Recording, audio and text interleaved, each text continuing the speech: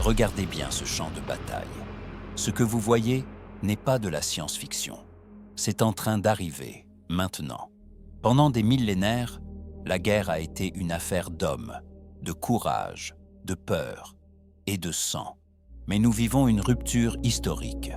Dans les laboratoires de la DARPA et de l'industrie militaire chinoise, une nouvelle doctrine est née. Son objectif est simple, retirer l'humain de l'équation. Pourquoi ?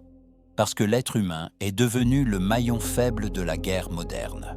Oubliez les chars d'assaut à 10 millions d'euros. Oubliez les pilotes de chasse. L'arme ultime de 2030 n'a pas de cœur, pas de peur. Et elle décide seule de tirer.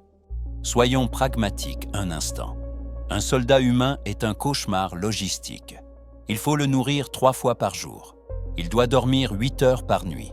Il tombe malade. Il souffre de stress post-traumatique. Et s'il est blessé, il mobilise 3 autres soldats pour le sauver. Il faut 20 ans pour élever un humain et des mois pour l'entraîner.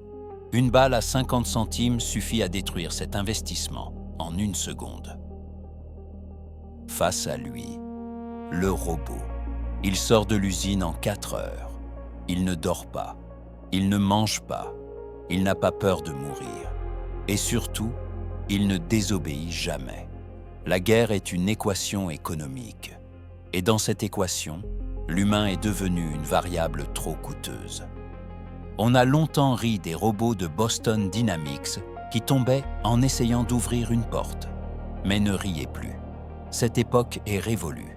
Les nouveaux modèles, propulsés par des puces IA de dernière génération, se déplacent désormais avec une agilité terrifiante.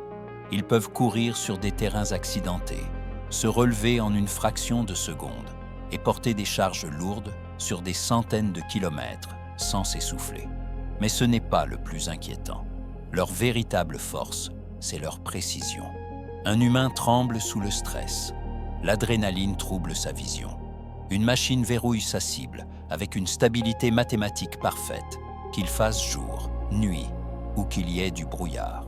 Mais l'innovation qui change tout vient d'être dévoilée. Jusqu'à présent, on séparait les robots terrestres et les drones aériens. C'est fini. Imaginez un robot humanoïde blindé, capable d'avancer sous le feu ennemi. Soudain, son dos s'ouvre. Il ne lance pas une grenade. Il déploie un drone autonome. C'est le concept du robot porte-avions. Le soldat au sol devient une base mobile. Le drone s'envole, scanne la zone, repère les ennemis cachés derrière les murs grâce à l'imagerie thermique et transmet les coordonnées exactes au robot au sol. En 1 milliseconde, le robot ajuste son tir et neutralise la menace à travers le mur. C'est une fusion parfaite entre la terre et le ciel.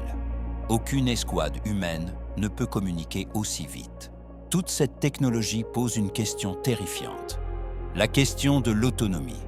Aujourd'hui, les armées jurent qu'il y a toujours un humain dans la boucle pour valider le tir. Mais c'est un mensonge pieux. Dans une guerre à haute intensité, face à des essaims de milliers de drones qui attaquent simultanément, aucun humain n'a le cerveau assez rapide pour valider chaque cible. Nous serons obligés de laisser l'IA décider. Nous allons donner le droit de vie ou de mort à des algorithmes de reconnaissance d'images. Mais que se passe-t-il si l'algorithme se trompe? Si le robot confond un fusil avec un bâton ou un uniforme avec un vêtement civil? Une machine ne ressent ni pitié ni remords. Elle exécute du code. La fin du soldat humain n'est pas pour dans 50 ans. Elle commence aujourd'hui.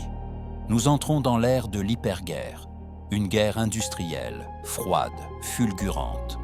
Les champs de bataille du futur seront des déserts humains, peuplés de machines qui s'affrontent à la vitesse de la lumière.